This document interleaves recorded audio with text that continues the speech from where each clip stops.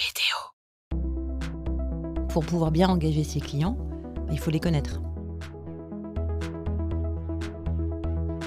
Et moi, je suis quelqu'un qui suis très centré sur mes clients parce qu'en fait, je suis très centré sur l'humain. À partir du moment où tu acceptes les cookies, ça veut dire que tu acceptes de donner tes informations à l'entreprise. Adobe, il faut savoir que c'est une entreprise qui a 40 ans, qui est passée de 5 milliards de chiffre d'affaires en 2013 à plus de 20 milliards en 2024.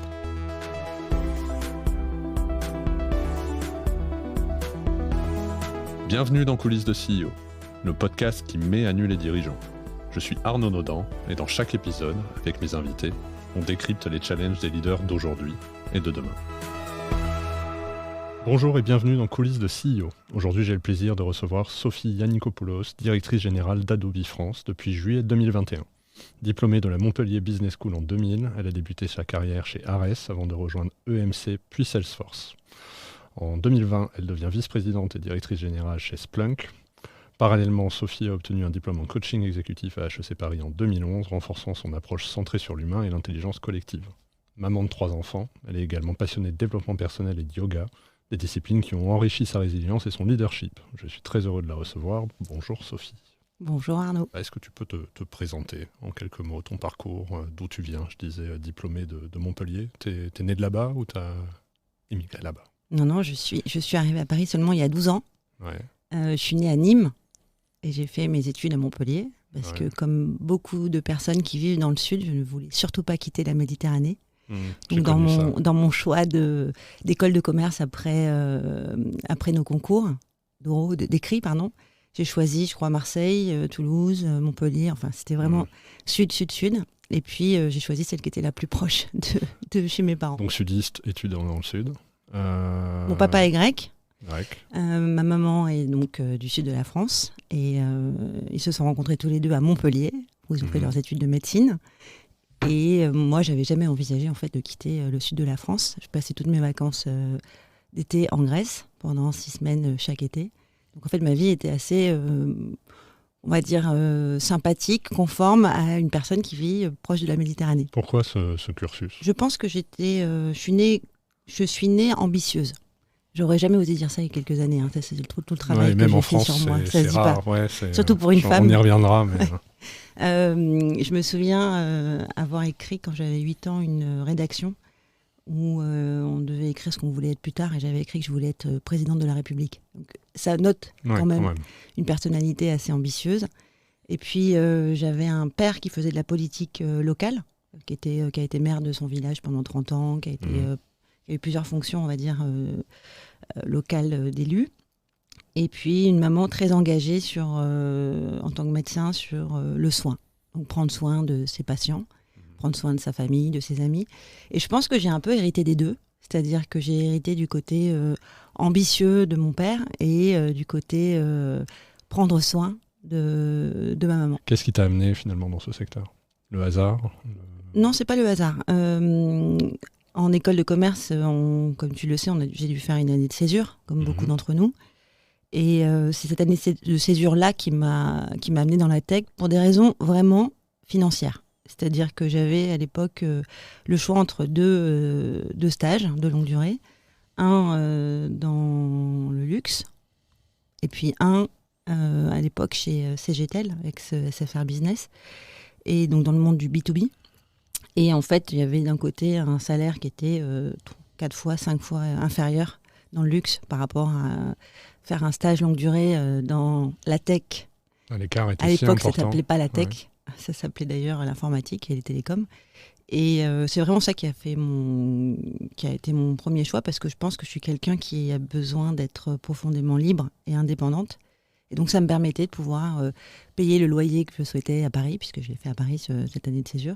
Et puis pas avoir besoin de demander l'autorisation à mes parents pour rentrer dans le sud au week-end, pour pouvoir sortir et profiter de ma vie de pseudo-étudiante stagiaire. Est-ce qu'il y a eu un déclic déjà, tu vois, dès ton enfance Ça vient, forcément, j'ai un trait de caractère je suis quelqu'un de très affirmé. J'ai toujours eu beaucoup d'assurance. Comme tu dis, j'étais bonne à l'école, j'avais 1 an d'avance. J'étais la dernière d'une fratrie de 3 grands frères et sœurs, la petite dernière, donc ça ça fait partie en fait du rôle aussi. Il faut exister quand on est la petite dernière, il faut savoir trouver sa place. Et c'était ma façon à moi de prendre ma place. Et puis ensuite, mon ambition s'est un peu tassée à l'adolescence, dans une période un peu plus difficile, parce qu'il y a eu des événements dans ma vie personnelle qui m'ont pas mal affectée. Et dès que je me suis retrouvée étudiante, tout de suite j'ai voulu faire partie du BDE, organiser les soirées, organiser les recrutements de partenaires, d'investissements. Et donc en fait ma nature première est revenue à vouloir être finalement sur le devant de la scène, à prendre le micro, à animer les soirées, à gérer, on va dire, toute la communauté des bureaux des élèves dans les écoles de commerce. Et en fait, je me suis dit que je m'étais retrouvée telle que je me voyais enfant. Et c'était un trait de caractère que je devais accepter, d'être ambitieuse. Et finalement, la tech, elle est là-dedans. C'est-à-dire que là, j'ai donné l'explication financière parce qu'elle est réelle, et même encore aujourd'hui. Mais il y avait aussi un sujet, c'est qu'à l'époque, il y avait un master qui existait à Montpellier Business School qui s'appelait Ingénierie d'affaires pour les services d'information et les télécommunications. Donc, ça fait pas rêver. Mais on m'avait dit, globalement, si tu fais ça, tu vas avoir 12 opportunités de CDI quand tu vas sortir de l'école. Et donc, en fait, c'est ça qui m'a aussi guidée. Et c'était le cas. C'est-à-dire que quand je suis sortie de l'école en 2000, j'avais beaucoup de propositions pour rejoindre plein d'entreprises assez inconnues finalement, parce que quand on n'est pas dans la tech, toutes ces entreprises ont des noms un peu barbares. Elles ont toutes le point commun qui est d'être très présentes dans le monde du B2B, puisqu'en fait, quand on parle de tech, les premiers gros clients de la tech, par exemple, ce sont les banques qui font de l'informatique depuis toujours. Aujourd'hui, tout le monde fait de la tech, mais à l'époque, il y avait certaines industries qui en faisaient plus que d'autres. Tu n'es pas allé dans le marketing, tu as choisi un master comme ça, tu le disais, qui ne fait pas forcément rêver. Avec tout ce que tu as fait, j'imagine, pendant cette année d'association, tu t'es pas dit à un moment donné, je vais poursuivre et je vais aller dans un rôle comme celui-là? Non, parce que ce qui est sûr, c'est qu'il y avait un côté je veux réussir. Et pragmatique. En fait, j'ai un côté chez moi qui est très pragmatique. Et je savais très bien que travailler dans le marketing... J'ai fait des stages dans le marketing, j'ai pas aimé. Parce que justement, je trouvais pas ça assez tangible. Alors que mon premier stage, je me souviens, c'était pour vendre des cartes de crédit revolving au Crédit Agricole. Je sais pas si tu te rappelles ce que c'était, c'est des cartes de crédit à la consommation. Et en 2 mois de stage, j'avais vendu plus de cartes revolving que tous les autres commerciaux de l'agence. Et en fait, je me suis rendu compte que j'étais surtout une bonne vendeuse. Et donc, il fallait que je reste aussi dans ce côté vendre. Je voyais aussi, encore une fois, l'indépendance financière que ça allait m'apporter. Et tout ce que j'allais pouvoir ensuite découvrir dans un monde B2B qui est en fait gigantesque. Qu'est-ce qui t'a permis d'évoluer à chaque fois pour finalement prendre un poste de CEO? Quand j'ai fait mon premier stage, pas mon premier stage, mais mon année de séjour chez CGTEL Entreprise, c'était 98, premier site e-commerce. L'écosystème à l'époque, donc c'était des créateurs de sites web déjà, mais il y avait surtout une problématique qui était les réseaux. C'est-à-dire que pour pouvoir avoir un site e-commerce sympa, il faut des gros réseaux. Et à l'époque, je ne sais pas si tu te souviens, mais à l'époque, c'était très lent. Et donc, le métier de CGTEL à l'époque, comme d'Orange, à l'époque France Télécom, ça ne fait pas rêver de dire tout ça, mais c'était de vendre des interconnexions de réseaux d'entreprises pour que les réseaux soient plus gros, pour que les tuyaux soient plus gros, pour que justement les sites e-commerce commencent à exister. Et donc, au milieu de tout ça, il y avait un écosystème gigantesque. Et ce qui m'a le plus marqué, c'était pas forcément la tech, c'était l'immensité de l'écosystème pour faire fonctionner, par exemple, un site e-commerce. On parlait de Flash à l'époque, on parlait d'agences déjà de création, mais il y avait aussi plein d'intégrateurs, de personnes qui allaient faire en sorte que chaque tuyau fonctionne. Il n'y avait pas tout ce qu'on évoque aujourd'hui, les API, tout ça, pour qu'une application fonctionne avec une autre, tout ça, ça n'existait pas. Et comme je suis quelqu'un aussi de très curieux, ce qui m'a intéressé, c'est de comprendre cet écosystème. Et en fait, cet écosystème, il est immense. Parce qu'à l'époque, il n'y avait pas le cloud, en tout cas pas en France. Et mon premier job, pour revenir, donc c'était Arès, c'était une entreprise française. C'était un distributeur de hardware et de logiciels. Mais en fait, les gros volumes, les gros chiffres d'affaires qu'on faisait, c'était pour vendre des gros serveurs de stockage pour les entreprises. Parce que pour faire tourner des gros systèmes, je parlais des banques, dans les hôpitaux, dans les grandes institutions, les grandes mairies, les grands conseils généraux à l'époque, il fallait des gros systèmes. Donc c'est comme ça en fait que je suis rentrée dans un monde un peu barbare pour apprendre comment fonctionnait un serveur de stockage avant le cloud. Aujourd'hui tout ça c'est caché. À l'époque, c'était réel, c'était physique. C'était physique dans les entreprises. Et donc, ça m'a. En fait, là, ce que j'ai appris, c'est la vente complexe en entreprise, dans un écosystème, et chez le client qui est complexe, forcément, mais aussi en interne, où on doit travailler avec différentes marques. À l'époque, je distribuais des logiciels Microsoft, des logiciels Adobe, du matériel de stockage, HP, IBM, etc., et EMC. Et donc, j'étais très performante. Et au bout de quelques années, un des partenaires que je servais, que je distribuais, puisqu'à l'époque, c'était des entreprises qui ne vendaient pas en direct, ils travaillaient au travers de revendeurs et d'intégrateurs. Donc, on vendait du matériel et on allait l'implémenter. Moi, je m'occupais que de vendre. Et voilà, comme j'étais performante, un jour, une grosse boîte américaine qui s'appelait EMC, qui ensuite a été rachetée par Dell, est venue me chercher en me disant « Est-ce que tu veux bien gérer la région ?» Puisque, encore une fois, j'étais à Aix-en-Provence à l'époque et je ne voulais pas bouger. Donc, j'étais un peu shérif de la région du Sud, où je gérais les clients entre Montpellier et Monaco. Et je passais ma journée en voiture. Donc, je faisais à l'époque 60 000 km par an. En fait, mon bureau, c'était ma voiture. Et j'allais de client en client, j'allais chez Amadeus, j'allais à la mairie de Nice, j'allais à l'époque chez...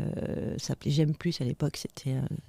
je sais pas si ça te parle, vendre des cartes à puce. Un fleuron de l'économie sur le Sud. Il y avait toutes les entreprises locales, on va dire, du Sud que je gérais. Donc ça a été vraiment ma première expérience. Et j'ai continué la même chose quand j'ai été embauchée par EMC. À part que là, je représentais une marque. Là, je travaille avec un écosystème, encore une fois, très différent, mais finalement pour adresser les mêmes clients. Donc ces clients-là, ils sont restés mes clients très longtemps.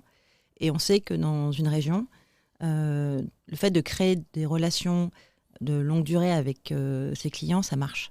Parce qu'en fait, il y a une relation de confiance qui s'opère.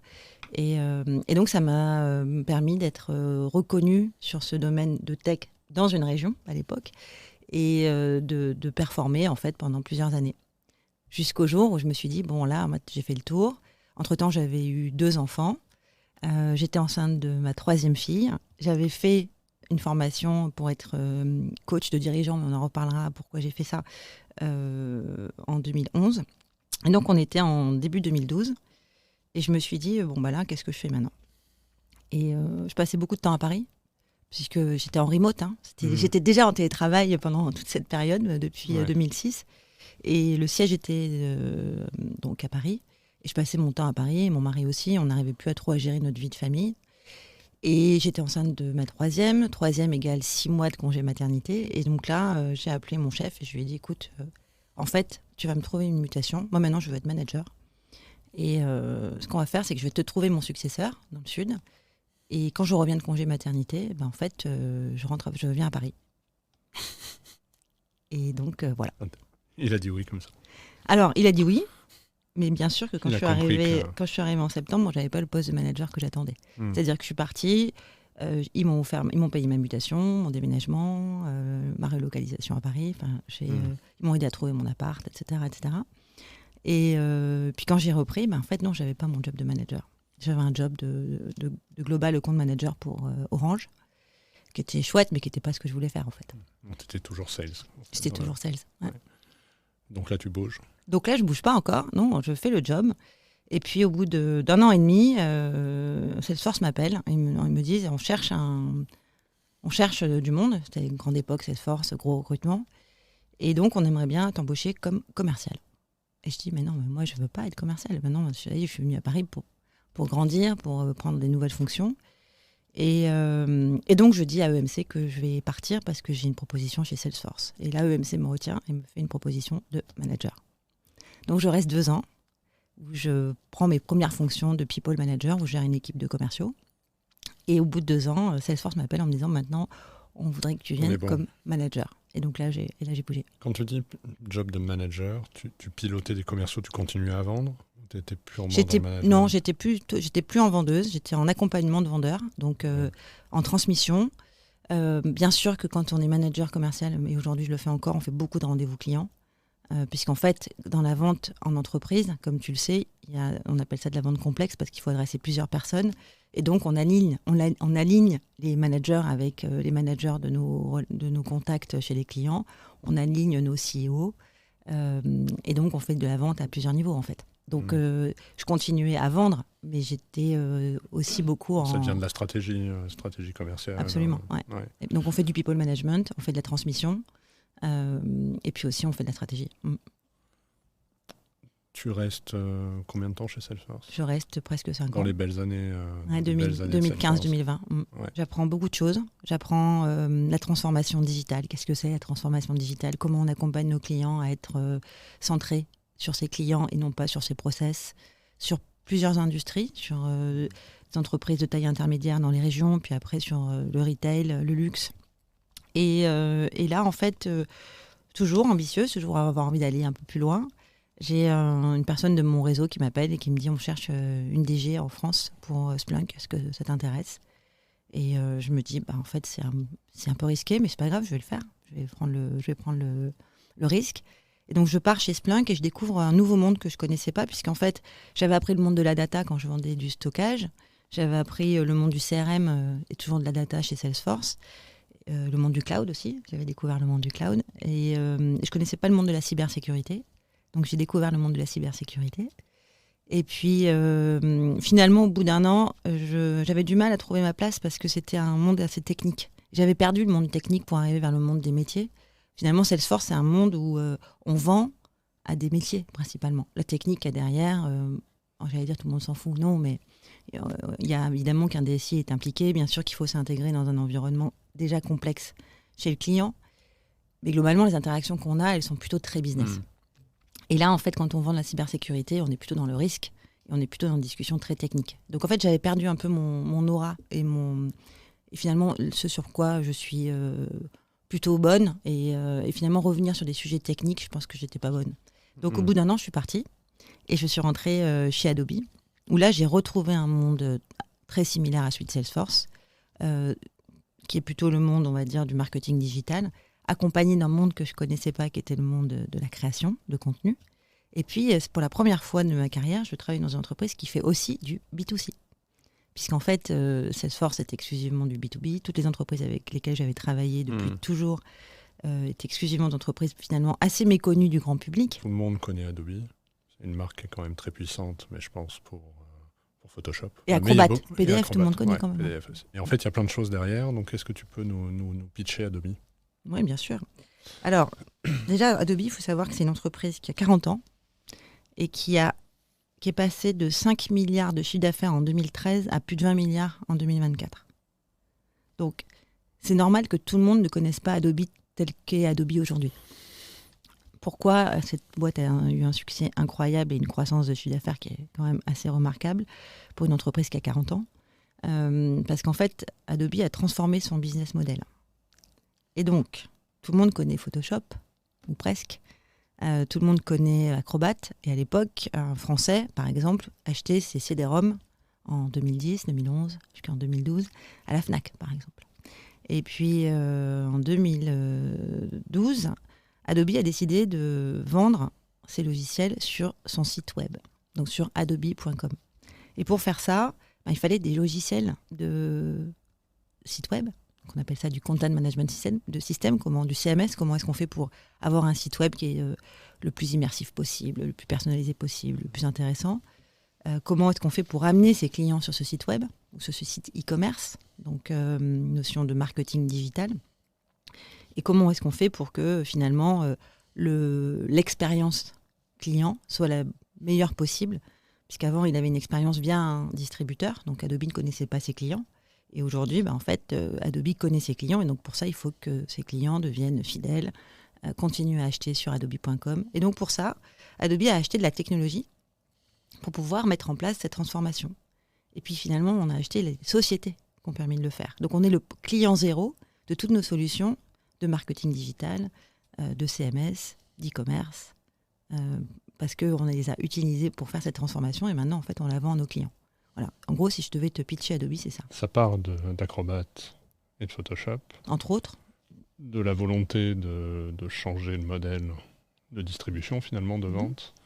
Parce que de ce fait-là, vous rachetez des boîtes pour vous transformer et vous vous dites, finalement, on a acquis cette compétence, cette expertise, donc on va aller la vendre à nos clients entreprises. Et c'est là où, effectivement, ça part. En fait, c'est là où ça part. C'est là où le modèle, de passer d'un modèle d'achat à un modèle d'abonnement, En fait, au départ, c'est un peu compliqué, puisque forcément, on a un chiffre d'affaires qui réduit, qui décroît. Et puis ensuite, la machine, la puissance de la souscription se met en place. Et donc, vous développez toutes des activités de conseil, finalement. Alors, on est là pour accompagner nos clients dans cette transformation. C'est-à-dire que si on parle, par exemple, du sujet de la data, pour pouvoir bien engager ses clients, il faut les connaître.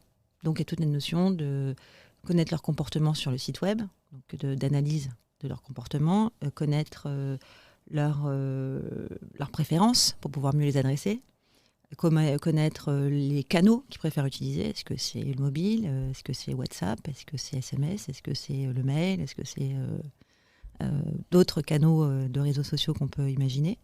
Et donc, il y a toute une connaissance de son audience pour pouvoir mieux l'adresser. Et puis, donc tout ça, c'est un monde qui a énormément évolué. On parle aujourd'hui beaucoup de Customer Data Platform, c'est-à-dire en fait une plateforme qui va nous permettre de bien comprendre les comportements de nos clients pour pouvoir mieux les adresser. Donc ça, c'est toute la partie data. Comment ça fonctionne? En fait, quand tu te connectes sur un site web, à partir du moment où tu acceptes les cookies, ça veut dire que tu acceptes de donner tes informations à l'entreprise.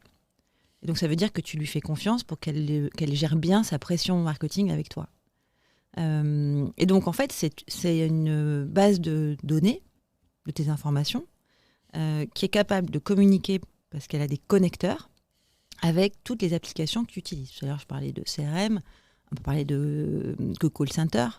Ce qui va t'intéresser, c'est d'avoir cette information de ton client sur tous les touchpoints, tous les points de contact que tu vas avoir avec tes clients. Tu vas l'avoir une fois en call center, tu vas l'avoir une fois en magasin, tu vas le voir passer sur ton site Instagram, tu vas pouvoir le voir passer sur ton site web. Et donc, au fur et à mesure, tu vas collecter de l'information sur ton client, donc dans une base de données, pour simplifier. Et ensuite, une fois que tu vas collecter, il faut orchestrer. Comment est-ce que maintenant je vais adresser Arnaud pour que justement j'ai une pression commerciale, marketing qui soit ajustée. L'objectif, c'est pas de t'envoyer 3 emails par jour, parce qu'au bout d'un moment, de toute façon, tu vas pas les lire. Et puis même, il va y avoir un tri automatique qui va être fait dans ta boîte mail. Donc tu vas même plus les recevoir. Donc l'idée, c'est que tu continues à les recevoir. Et donc pour ça, il faut bien qu'on jauge la cadence, le rythme lequel on va te solliciter. Et une fois qu'on a dit ça, on se dit, là, maintenant qu'on connaît Arnaud, il faut qu'on ait le bon contenu pour l'adresser. Si tu te connectes sur le site, par exemple, de ta banque, ou sur ton application Ma Banque, l'objectif, c'est que tu puisses avoir, on en a déjà parlé ensemble, du contenu qui va te parler. Si aujourd'hui, tu reçois exactement le même contenu que ton voisin, ou que ton père, ou que un de tes collaborateurs, ça ne va pas forcément être adapté à la connaissance que tu as du monde bancaire, à la connaissance des services financiers auxquels tu as envie on va dire, de t'attacher ou de te renseigner. Et donc, l'objectif, c'est que cette banque, par exemple, soit en capacité de t'apporter, maintenant qu'elle te connaît, puisqu'elle a collecté de la donnée sur toi, elle va pouvoir aussi savoir personnaliser le contenu qu'elle va t'apporter. Et donc, il y a toute une notion aussi de création de contenu, de production de contenu, donc de variation de contenu, si on rentre un peu dans la technique, tu vois, de la partie graphique et création, qui va faire que ce format-là va créer un engagement encore plus fort entre toi et la marque, entre toi et ta banque.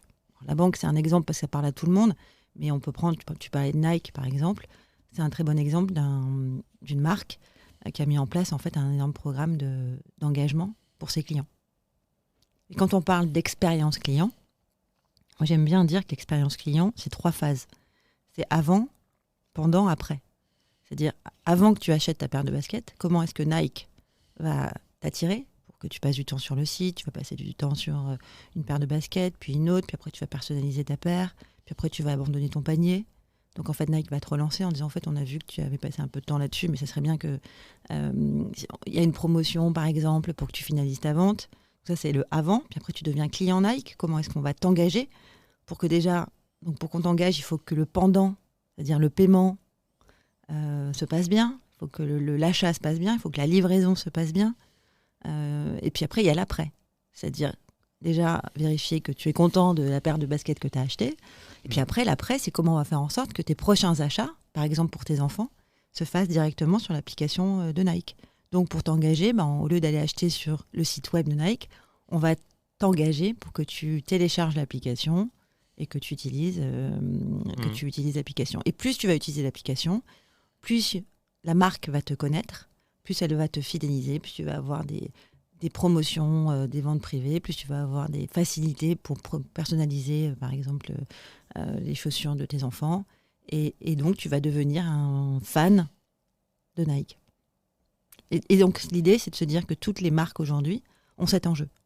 Et donc, pour ça, ça paraît un peu bête, ce que je viens de dire, mais ça nécessite beaucoup de technologie. Et elles le font toutes. Ou pas encore. Les entreprises américaines dans le retail le font toutes. Elles ont un niveau de maturité qui est immense. En France, on a ce niveau de maturité dans le luxe. On a ce niveau de maturité dans les très grands groupes. Et on commence à avoir ce niveau de maturité qui arrive dans les banques. Pourquoi ? Parce que ce sont des investissements qui sont colossaux. Donc il faut avoir un certain nombre de millions de clients pour pouvoir mettre en place toutes ces technologies. Pour que tu aies suffisamment de données pour que ça devienne pertinent. C'est oui. ça, c'est un sujet de volume de données. Non, c'est pas un sujet de volume de données. C'est qu'en fait, ce qui est compliqué, quand tu fais de la personnalisation, comme ça, ce que je viens de raconter, c'est quand tu le fais le faire en one-to-one, quand tu as un client, c'est facile. Tu as 10, 20. Ce qui commence à être compliqué, c'est quand on veut le faire à l'échelle. Quand on veut le faire à l'échelle, ça nécessite beaucoup de technologie. Pourquoi ? Parce que si je viens sur le retail, tu parles à tout le monde, on a une expérience en magasin et une expérience en ligne. Hier, j'étais avec la nouvelle patronne marketing du groupe ADO, donc, Laura Merlin. Et elle me disait, l'objectif aujourd'hui, c'est qu'on arrive à avoir la même expérience en ligne quand on fait un achat sur Laura Merlin qu'en magasin. En magasin, les clients remontent une superbe expérience en magasin. Et en fait, ils n'arrivent pas à vous porter la même qualité d'expérience en ligne. Et donc, l'enjeu, c'est quoi ? C'est un mot clé, on appelle d'omnicanal. Comment est-ce qu'on fait pour que l'expérience soit la même, quels que soient les canaux dans lesquels on va adresser ses clients ? Donc après, il y a les enjeux de groupe, les enjeux de marque. Accor, aujourd'hui, ils ont plein de marques. Comment est-ce que le groupe Accor va pouvoir faire en sorte que mon expérience dans toutes les marques du groupe Accor soit la même ? Donc en fait, on peut imaginer, tu vois, que c'est un Lego en fait. Ça peut être juste l'expérience que j'ai avec l'hôtel, la marque Fairmont, ou quelle est l'expérience que j'ai avec le groupe Accor, quels que soient les hôtels, les marques des hôtels dans lesquels je vais voyager, soit en pro, soit en perso, parce que je suis la même personne. Comment est-ce que tu arrives à ce niveau-là et à quel moment tu décides de l'automatiser ? Les clients qui décident de le faire, c'est parce qu'ils ont vu un intérêt avec un retour sur investissement. Quand une banque commence à investir sur ces sujets, c'est parce qu'ils voient bien qu'il va y avoir pour eux la possibilité d'aller chercher des nouveaux clients. Aujourd'hui, les banques, par exemple, elles sont challengées par les banques en ligne, par Boursorama, par exemple, en France. Pourquoi ? Parce qu'effectivement, il y a une facilité pour les clients à être en relation avec leur application bancaire qui est de plus en plus simplifiée et de plus en plus étendue en termes de fonctionnalité. Comment est-ce qu'aujourd'hui une banque se transforme ?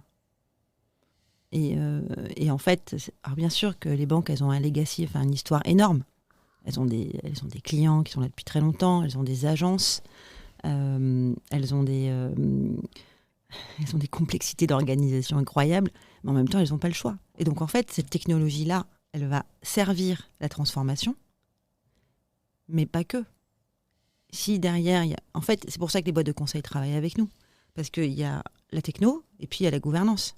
Il y a la notion de changement qu'on va opérer autour de ce projet. Il faut que tout le monde... On parle de tech aujourd'hui, de digital partout. J'ai reçu, à Femme de la Tech, une des dirigeantes du Crédit Agricole, justement.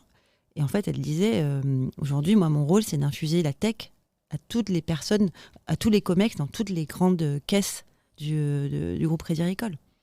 Parce qu'on ne peut pas faire sans tech aujourd'hui. Et donc, si on n'a pas du tout cette notion de data, à quoi sert la data ? Comment ça fonctionne ? Comment c'est stocké ? Comment est-ce qu'on capte l'information sur tous les différents canaux ? Comment on orchestre ? Comment on l'intègre ? En fait, on est un peu perdu. Et aujourd'hui, la tech, elle est partout. Alors, dans le monde bancaire, encore plus. Donc, en fait, toi, tes clients, c'est le CAC 40, le SBF 120. Pas de petits clients. Pas sur ces sujets-là. Sur les sujets de créa, bien sûr que Photoshop, Acrobat, aujourd'hui, ça adresse tout type d'entreprise. Sur les fonctions de transformation, on va dire, du monde de l'expérience client, c'est principalement les entreprises du SBF 120. À cause des coûts d'investissement. Pardon, je t'ai coupé. Non, tu me coupes pas. C'est plutôt à cause des technologies qui sont proposées par Adobe. Je pense qu'il existe sur le marché des technologies qui font la même chose pour des entreprises plus petites. Mais nous, nos spécialités, c'est plutôt pour les environnements très complexes. C'est pour ça qu'aujourd'hui, nos plus gros clients, ce sont Stellantis, LVMH, L'Oréal, toutes les banques, pour le coup, françaises sont nos clients. Et dans le monde, c'est à peu près pareil. Parce que justement, j'allais te demander s'il n'y avait pas une forme d'inégalité entre grandes entreprises, ETI, PME et puis petites boîtes sur justement cet accès à la technologie du fait du coût de la technologie. C'est souvent la question que me pose une personne que tu connais certainement, qui est le patron d'Adéquate, Arnaud Brun. C'est pas une mauvaise question alors. C'est pas une mauvaise question, non. Et parce que lui, il a une entreprise d'intérim et je crois qu'il doit y avoir 1500 collaborateurs. Et il me dit, c'est embêtant parce qu'en fait, tous les gros éditeurs travaillent exclusivement avec les grosses entreprises. Et en fait, quand on est une ETI comme Adéquate, on a du mal à avoir accès à l'expertise d'un Adobe, d'un Salesforce, d'un Microsoft, etc. Et après, je pense que ça dépend vraiment de la stratégie des entreprises. Après, ce que faisaient historiquement les grosses entreprises américaines, donc les gros vendeurs de technologie, c'est qu'ils s'associaient à des revendeurs, à des intégrateurs locaux, qu'eux sont en capacité de mieux comprendre le marché local. Donc après, ça dépend vraiment du go-to-market des éditeurs. Mais c'est un choix qui a été fait parce qu'on s'est rendu compte, en fait, c'est simple. On a regardé quand on avait un dossier, quel était notre win ratio. Et on s'est rendu compte qu'en fait, sur les entreprises qui faisaient moins d'1 milliard de chiffre d'affaires en France, on avait un win ratio qui n'était pas bon. Parce qu'on était dépositionné en termes de prix, ou dépositionné en termes de propositions. Globalement, même pas que de prix de licence, de prix d'implémentation et de conseil. Donc ça a été assez basique. J'ai un nombre de ressources qui est limité en France. Il a fallu, pour être efficace, que je fasse des choix aussi de stratégie. Et puis, au final, je pense que c'était des bons choix. Où tu veux l'emmener, Adobe, en France ? Moi, je suis quelqu'un qui suis très centré sur mes clients parce qu'en fait, je suis très centré sur l'humain. J'ai une relation avec mes clients qui est très presque amicale. Pour la plupart, ce sont des clients que je suis et qui me suivent depuis très longtemps. C'est un petit monde, en fait, ce monde-là, où tout le monde se connaît, où les clients eux-mêmes bougent d'entreprise en entreprise. Donc, je me suis dit, il faut que j'arrive à apporter cette centricité client. Et comment est-ce qu'on fait on vend de la souscription. Donc, ça veut dire qu'un client, l'objectif, c'est pas que de lui vendre. On est sur du net ARR. Donc, si on vend plus de solutions à une passoire, en fait, derrière, ça sert à rien, en fait. Donc, l'objectif, c'est de boucher la passoire et puis continuer à remplir la passoire. Et pour boucher la passoire, il faut avoir une super relation avec ses clients. Il faut que ses clients soient contents des solutions, qu'ils y voient de la valeur, qu'ils y voient du retour sur investissement. Et donc, tous les 3 ans, qu'ils renouvellent leurs abonnements. Et donc, il y a eu d'abord ce premier travail de focaliser les équipes en France autour des clients, et sur la réussite, on va dire, des projets qu'on a mis en place chez eux.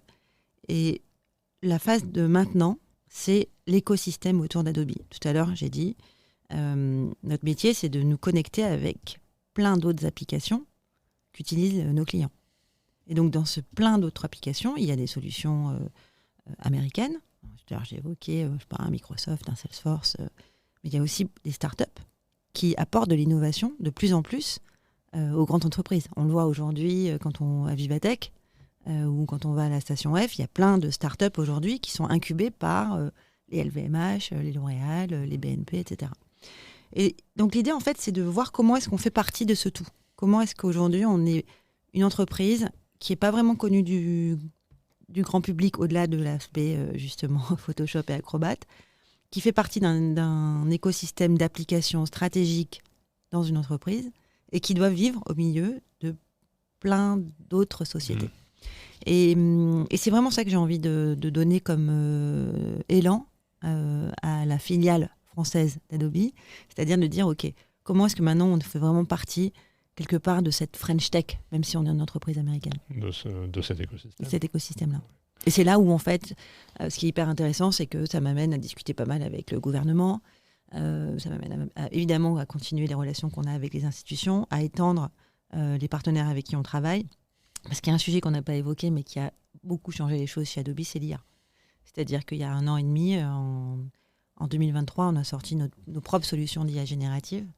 Et en fait, on a connu un boom incroyable. L'enjeu de l'IA, comment à la fois toi tu le perçois de ton expérience au sujet global, impact sur la société, est-ce que tu fais partie de ceux qui disent que 80% des jobs vont être transformés? Est-ce que tu penses que ça va prendre du temps? Et puis concrètement pour Adobe, qu'est-ce que ça représente? Déjà pour Adobe, moi j'ai vu le truc arriver parce qu'en janvier 2023, oui, c'était pas longtemps en fait. Janvier 2023, ChatGPT annoncé sa première version. Et puis évidemment, on a commencé à nous challenger en nous disant « Et vous, l'IA, vous en faites quoi ?» Et en mars, on a sorti notre première solution d'IA générative d'image. En gros, comment on fait à partir d'un prompt, on tape un texte et on sort une image. Donc ça s'appelle Firefly. Donc ça nous a mis au devant de la scène sur les sujets d'IA générative d'image et de contenu. Au niveau d'Adobe, ce qu'on en a fait, au niveau du business, c'est que ça nous a permis en fait d'intégrer de l'IA générative dans toutes nos solutions. Toutes. Hein, donc, et si je prends le cas de Photoshop, là pour le coup, ça c'est facile à comprendre. Photoshop, c'est quand même une application qui est faite pour des créatifs professionnels. Donc pour des... Très complexe à manipuler. Voilà, pour des créatifs initiés. Là, ce que fait l'IA générative, c'est que ça permet à tous les créatifs d'utiliser Photoshop. Et donc, ça veut dire quoi? Ça veut dire que ça étend le nombre d'utilisateurs possibles. Donc pour le business model d'Adobe, c'est quand même super intéressant parce que comme c'est un logiciel assez complexe à utiliser pour les non-initiés, en fait, de se dire qu'aujourd'hui, Photoshop peut être utilisé par beaucoup plus de personnes en entreprise et par des particuliers, ça étend encore le choix des possibles. Donc quand on voit au niveau du business model en fait, de ce qu'apporte l'IA générative pour Adobe, c'est ça. Et puis après, c'est la même chose sur Acrobat. Acrobat, tout le monde connaît PDF aujourd'hui.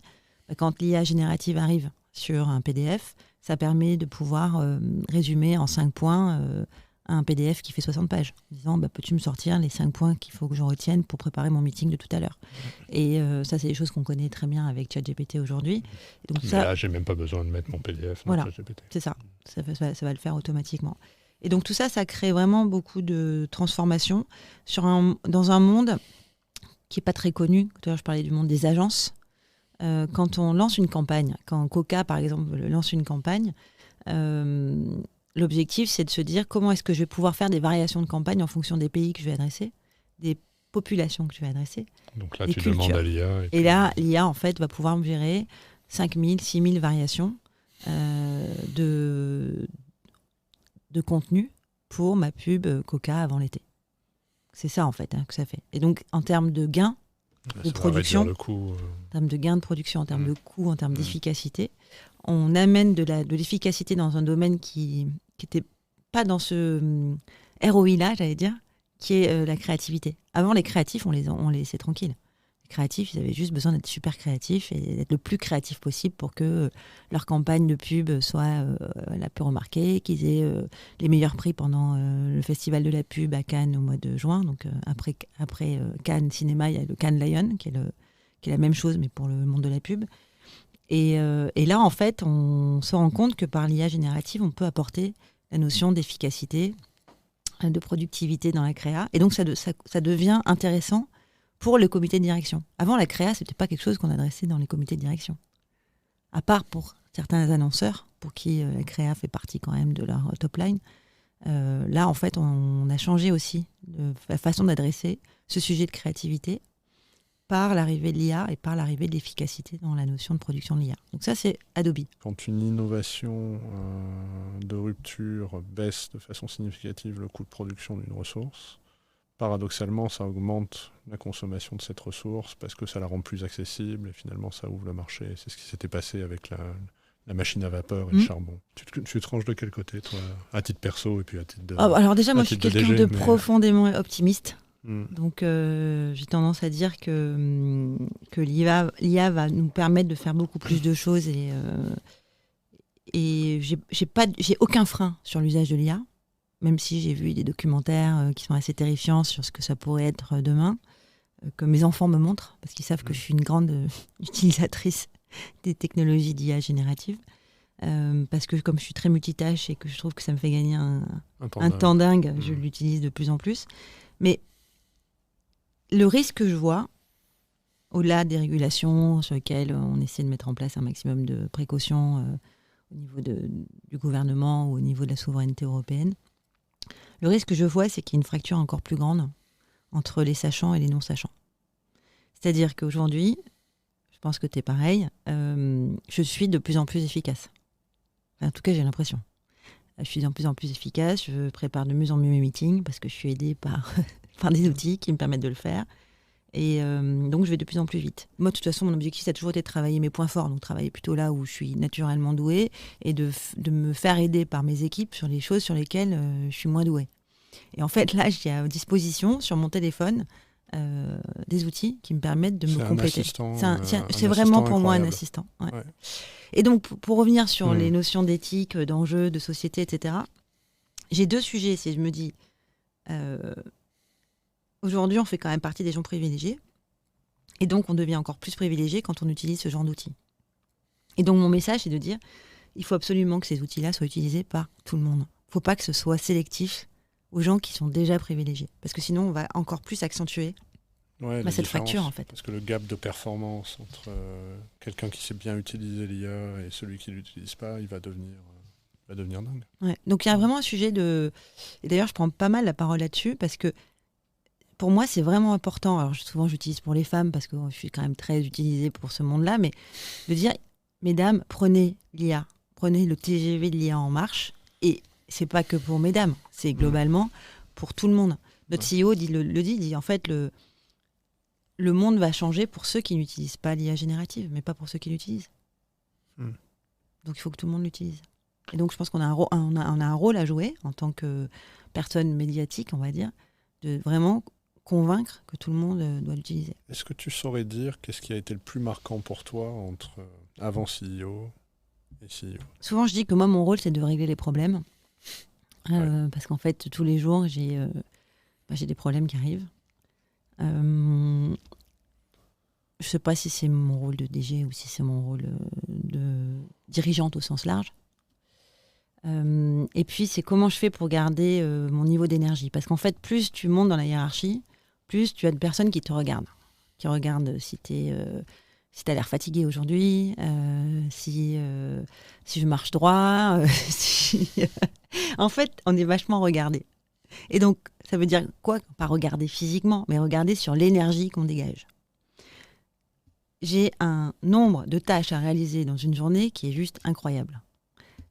Donc, c'est bien, je suis plutôt quelqu'un de multitâche, mais des fois, ça serait bien que je passe un peu plus de temps sur des tâches qui sont plus importantes que d'autres. Donc, finalement, le plus important pour moi, aujourd'hui, ce qui a changé, c'est de maîtriser mon niveau d'énergie, faire attention à mon sommeil, à être hyper présente, tu vois, pour de vrai, quand j'ai un meeting, à être efficace dans chaque sujet que je vais devoir traiter. Il n'y a plus de meeting où je suis passive. Tu es obligé. Et quand ça m'arrive très rarement, par exemple sur des meetings internationaux, j'ai beaucoup de mal. Parce que je me suis rendu compte que j'étais vraiment, comme je suis actrice de la plupart des meetings, en fait, quand je suis passive, les rares fois où je le suis, c'est très dur de garder ma concentration. Donc, multitâche égale gestion des énergies, être en capacité de toujours être celle qui montre l'exemple. Tu vois, là, je te disais qu'on avait eu des résultats qui étaient mitigés.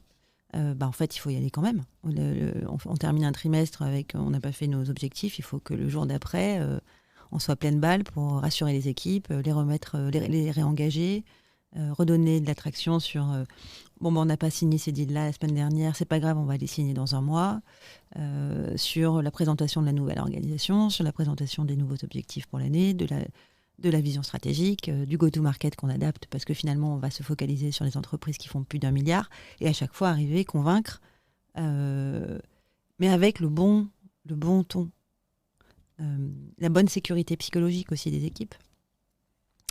Et puis après, le dernier point qui m'a pas mal marqué, et je crois qu'on l'a évoqué ensemble tous les deux quand on a bu un café, c'est j'ai l'impression d'avoir un peu tous les singes sur mon épaule, en fait. Et ça, c'est quelque chose sur lequel il faut que je progresse. Encore ce matin, j'avais une de mes collaboratrices qui m'a dit « Le problème, c'est que tout passe par toi. » Et j'ai pas l'impression d'être quelqu'un qui suis omnipotente, omniprésente, mais en fait, je crois que si. Et tu vois, quand tu parlais de mon projet d'évolution chez Adobe, donc je te disais m'ouvrir sur l'écosystème, mon projet personnel à moi de développement, c'est comment faire pour que j'ai plus tous les singes sur mon épaule. C'est rare que les dirigeants soient prêts déjà à faire ce constat-là. Et à se dire finalement, il y a trop de choses qui passent par moi, j'en suis conscient et je vais essayer de le travailler. On me donnait l'exemple ce matin. Souvent, tu vois, je fais des meetings avec des clients. C'est quand même une grosse partie de mon temps pour rencontrer des exécutifs chez des clients, donc CEO, CXO. Et donc, je fais un rendez-vous, puis après, je passe le relais en disant, bon, ben maintenant, c'est à vous de gérer. Et ils me disent, mais tu te rends pas compte, en fait, ça ne fonctionne pas. Parce qu'en fait, après, la personne veut continuer à te voir. Donc, en fait, tu deviens après un goulet d'étranglement. Et c'est pas scalable. Et en fait, c'est ça le problème. C'est que quand je deviens, je disais omnipotente ou omniprésente, en fait, c'est pas scalable. C'est la même chose que pour la personnalisation, tout à l'heure qu'on évoquait. Quand tu as un client, ça va. Mais quand tu commences à avoir 40, 50, 60, 300 clients, nous, on est en France. Je crois pas que j'ai déjà vu des dirigeants qui avaient une formation de coaching. Et ça, si tu peux nous en parler, alors pourquoi tu as fait ça et qu'est-ce que ça t'apporte dans ton rôle de dirigeant? Alors pourquoi j'ai fait ça? Parce qu'à 30 ans, j'avais commencé à voir un psy, parce que c'était comme ma mère m'avait mis effectivement dans ce modèle, je disais tout à l'heure, c'est important de comprendre de soins.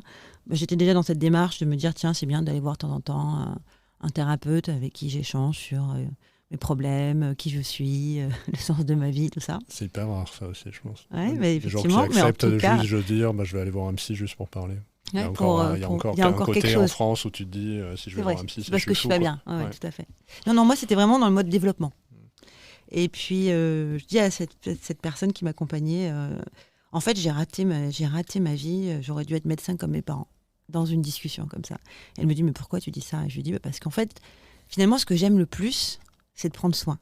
C'est de prendre soin de mes clients, c'est de prendre soin des gens avec qui je travaille. Et elle me dit, et alors? Tu peux pas prendre soin de tes contacts, de tes clients, des gens avec qui tu travailles en étant commercial? Je dis, quand même, c'est pas ça le sens d'être commercial. Le commercial, c'est d'abord vendre. Et puis, le chemin se fait. Et je tombe sur la formation de coach d'HEC. Et je vois, en fait, finalement, qu'un coach, il est là pour accompagner des dirigeants d'entreprise à mieux se connaître, à mieux travailler avec ses équipes. Et je sais pas, il y a un truc où je me dis, tiens, ça serait une bonne complétude. En plus, je vois HEC, je me dis, tiens, bon, finalement, c'est pas trop déconnant non plus. Et donc, je vais voir EMC à l'époque, chez qui je travaillais. Je leur dis, bon, voilà, je veux faire une formation pour être manager. Mais je veux pas une formation à l'américaine, là, parce qu'évidemment, dans les boîtes américaines, on nous envoie tous les 6 mois pour être formés, pour être des bons leaders. Je veux une formation pour être coach. Et coach manager. Et puis, en fait, ils ont vu HEC, ils ont vu exécutive quelque chose, et ils ont dit, OK, c'est bon, on te finance cette formation. Et en fait, c'était absolument pas une formation commerciale ou pour être manager, c'était une formation pour me connaître. Et donc, qu'est-ce que ça a fait? Au final, c'est que ça m'a permis de me connaître, ça m'a permis de pouvoir utiliser plein d'outils qui sont aujourd'hui utilisés par les coachs de dirigeants, la PNL, l'analyse transactionnelle, l'énéagramme, la processcom. Donc j'ai à peu près été cobaye sur tous les outils MBTI, etc. qui existent. Ça a donné comme résultat que je me suis connue encore mieux, en disant, OK, mes points forts, c'est ça. Donc, finalement, quand on se connaît bien, on gagne en confiance, parce je connais mes fondations. Je sais les choses chez moi qui sont inébranlables. C'est-à-dire que même quand il y a la tempête qui souffle, même quand j'ai les vents de face, parce que ça peut nous arriver dans nos métiers d'avoir du vent de face, j'ai des choses qui sont chez moi inébranlables. Donc ça, c'est ce que ça m'a apporté. Et puis surtout, ce que ça m'a apporté, c'est que ça a aiguisé ma sensibilité vis-à-vis de l'autre. C'est-à-dire que rapidement, j'arrive à cerner qui j'ai en face de moi, comment je vais devoir m'adresser à lui ou à elle pour entrer en relation profonde. Et donc forcément, ça crée des liens incroyables. Et en fait, ça crée pas que des liens incroyables avec ses équipes. Ça crée, oui, un followership important, mais ça crée aussi des relations incroyables avec ses clients. Et tu vois, là, j'ai une nouvelle expérience depuis 1 an et demi où je fais partie d'un board d'Adéquate, dont je parlais tout à l'heure.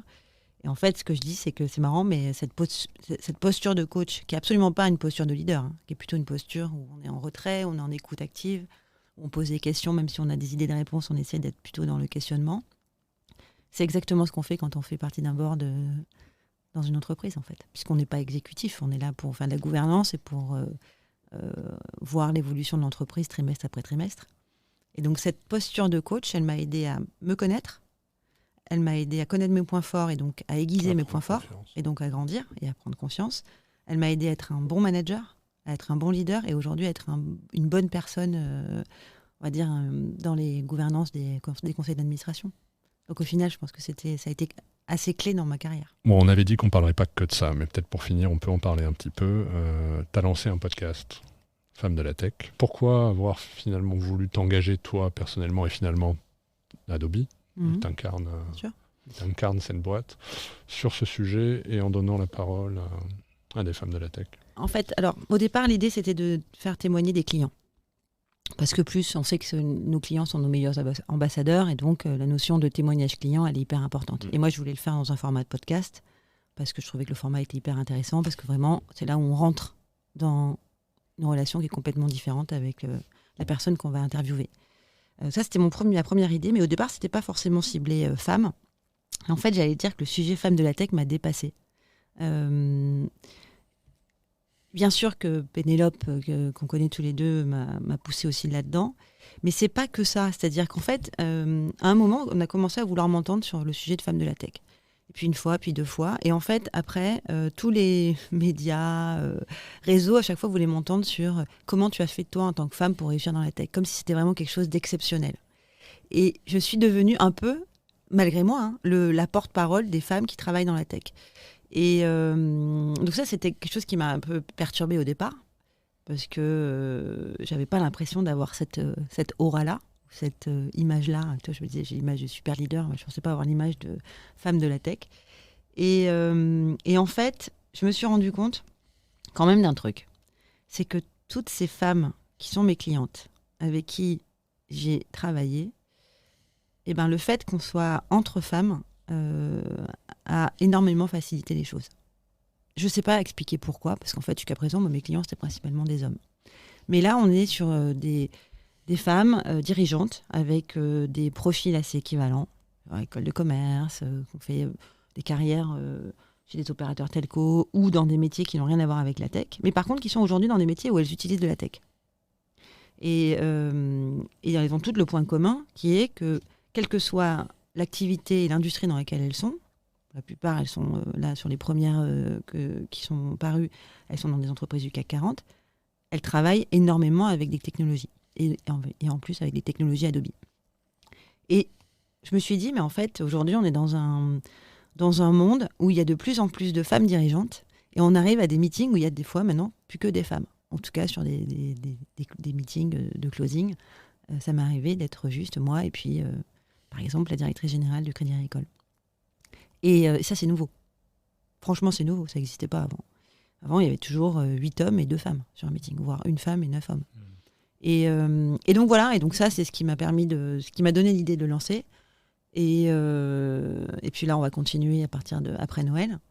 Et j'ai été un peu marquée par le buzz que ça a fait, en fait. Je pensais pas du tout que ça allait faire ce buzz-là. T'es stressée, t'es anxieuse? Alors oui, je suis quelqu'un d'angoissé, mais qui le travaille. Je suis quelqu'un de stressé.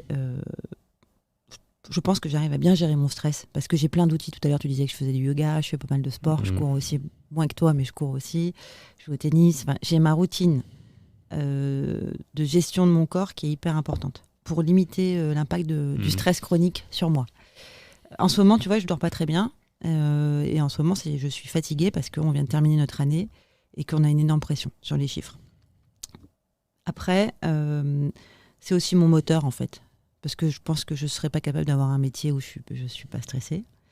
Et la meilleure chose pour déconnecter au-delà du sport, c'est quand même ma vie de famille. Tout à l'heure, tu as dit que j'avais 3 enfants. En fait, ça les agace parce qu'ils ont l'impression que je travaille tout le temps. Moi, je n'ai pas l'impression de travailler tout le temps, mais eux me disent « Maman, mais si on a marre, tu travailles tout le temps. » Et donc, en fait, ils me challenge en permanence quand je déconnecte pas le week-end. Et donc il y a des week-ends où je suis avec eux, mais dans ma tête, je suis pas là. Et je fais en sorte d'être la meilleure maman possible. Et donc tu vois, hier soir, par exemple, je suis partie du bureau un peu avant 19h. J'avais un sapin de Noël vert, vide, dans mon salon depuis 10 jours. Et hier soir, je me suis dit, non, là, ce soir, je prends le temps de passer du temps avec ma fille pour décorer le sapin. Mais j'ai fait ça jusqu'à 21h30 et à 21h30 j'ai rebossé jusqu'à minuit. Il y a quelque chose, enfin avec le recul sur toute ta carrière, soi qui a été clé? Enfin, est-ce qu'il y a une rencontre ou quelqu'un qui t'a permis d'accélérer, un mentor, quelqu'un qui t'a inspiré? Alors sur mes mentors, ou en tout cas mes sponsors, ça dépend des périodes, j'ai la chance d'avoir créé des relations incroyables avec tous mes managers. J'ai eu que des managers hommes jusqu'à maintenant, mais tous mes managers sont encore mes mentors. Donc ceux qui sont mon manager d'il y a 20 ans, d'il y a 15 ans, d'il y a 5 ans, je suis toujours en contact avec eux. Et quand je me pose des questions sur mon next step, sur des enjeux de people, des enjeux stratégiques, j'en ai toujours un que je peux appeler pour avoir son conseil. Donc j'ai pas un mentor, j'ai plein de mentors. Sur